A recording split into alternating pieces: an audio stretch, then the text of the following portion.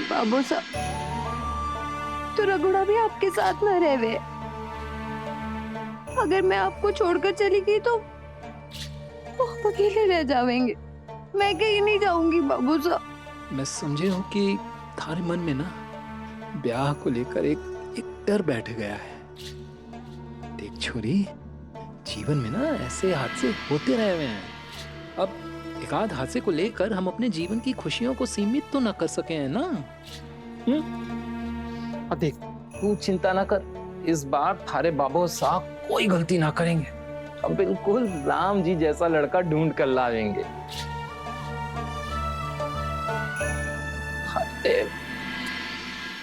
एक छोरी जिंदगी बहुत बड़ी हो है बेटा, अकेले ना काट सके है तू।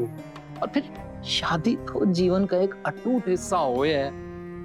मान जाना छोरी, अरे बाबू साथ तारी शादी देखने के लिए ही तो जिए हैं। मान जा। मैं फिर भी ब्याह नहीं करूंगी बाबू साहब। ठीक है, फिर तो भाई एक ही उपाय है। थारे लिए मैं एक अच्छा सा घर जमाई ढूंढ के ले आऊं, फिर तो करेगी ना ब्याह? हाँ?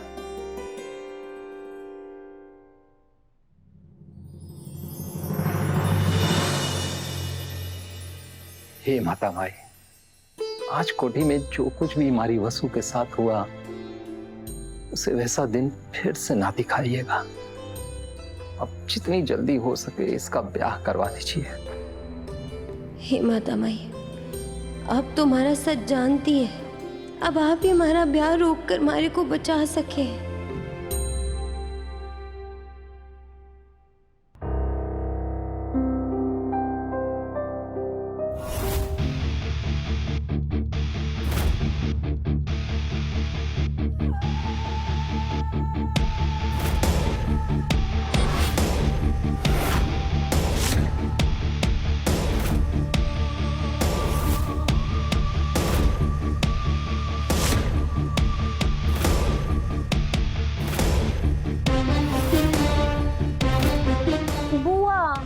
ये आप क्या कर रही हैं? छोड़िए ना, हमारे को बहुत काम है।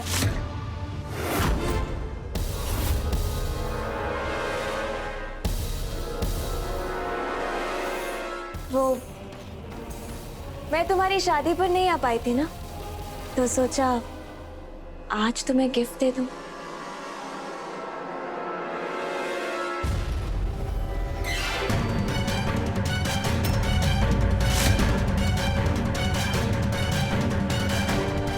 वो क्या है ना, आज भी बहुत बड़ा दिन है। मंगलसूत्र उतरा है तुम्हारा, और पता है ना मंगलसूत्र कब उतरता है? जब पति मर जाता है और दुल्हन विधवा हो जाती है। क्या हुआ वसु, तुम्हारा पति भी मर गया क्या, या जल्दी मरने वाला है? उसका रक्षा कवच उतार दिया तुमने। अपनी इस मनहूस जुबान पर आप ताला लगा लीजिए मेघा मैडम। हमारे पति का रक्षा कवच इतना मजबूत है कि आप जैसी 1000 बुरी शक्तियां भी आ जावे ना, तब भी उसे तोड़ ना सकेंगी। और ये जो खेल रचाया है ना आपने, कि बहुत जल्द आपके ही गले का फंदा बन जाएगा। बहुत शौक है ना आपको गुड्डा गुड़िया का खेल खेलने का, तो आपके जैसी पापी गुड़िया की गर्दन में अपने हाथों से मरोड़कर इस घर के बाहर फेंकूंगी। आप बस देखती जाइए।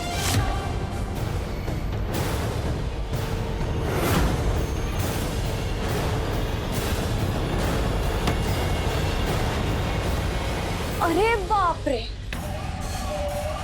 तो मुझे इस घर से बाहर फिकवाओगी? कौन सुनेगा तुम्हारी बात? तुम्हारी देवी हुकुम तो खुद मेरे कब्जे में। ऐसा जादू किया है कि मरते वक्त भी मेघा मेघा ही करेगी, और बाकी घर वालों पर भी ऐसा जादू किया है कि उनकी आंखों पर भी पट्टी बनी।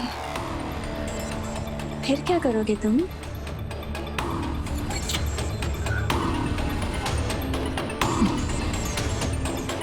आप एक कहानी सुनेंगी मेघा मैडम?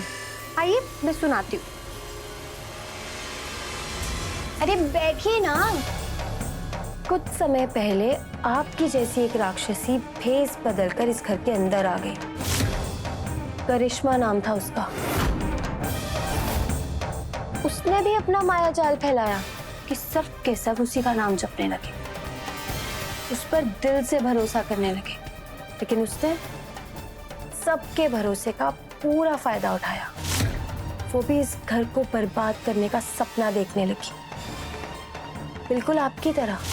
वो क्या है ना मेघा मैडम, पाप का घड़ा चाहे लोहे का ही क्यों ना हो, एक ना एक दिन फूटता जरूर है। उसके पापों का घड़ा भी फूट गया। कभी आपकी मुलाकात होगी ना उससे तो आप पूछिएगा उसके बाद उस राक्षसी का क्या हाल हुआ। अभी सर से शादी करना चाहती थी वो, मंडप तक पहुंच भी गई थी, लेकिन फिर उसकी असली सूरत सबके सामने आ गई। फिर उसे वो थप्पड़ पड़े कि उस बेचारी को अपना अगला और पिछला जन्म सब याद आ गया। बेचारी शादी के मंडप से सीधा गई जेल।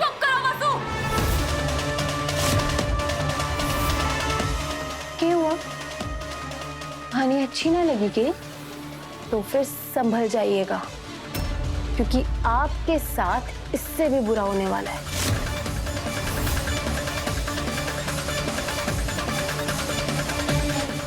तुम्हारी तो कहानी भी नहीं बचेगी। आज से तुम्हारी उल्टी गिनती शुरू।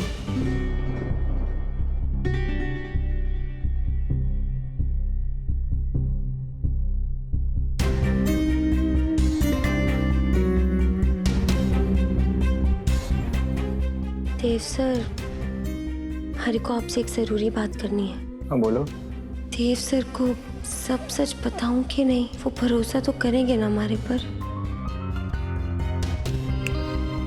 हाँ हो गई वसु, जो भी मन में है खुल के बोलो। बताओ, इस बारे में बात करनी। मेघा मैडम के बारे में। मेघा ने फिर तुमसे कुछ कहा क्या? मैं फिर उससे बात नहीं करके... देव सर, ऐसी कोई बात नहीं है। हमारे को आपको कुछ बताना है। हाँ तो बोलो ना, मैं सुन रहा हूँ। देव सर, मेघा मैडम यो घर के लिए... एक मिनट,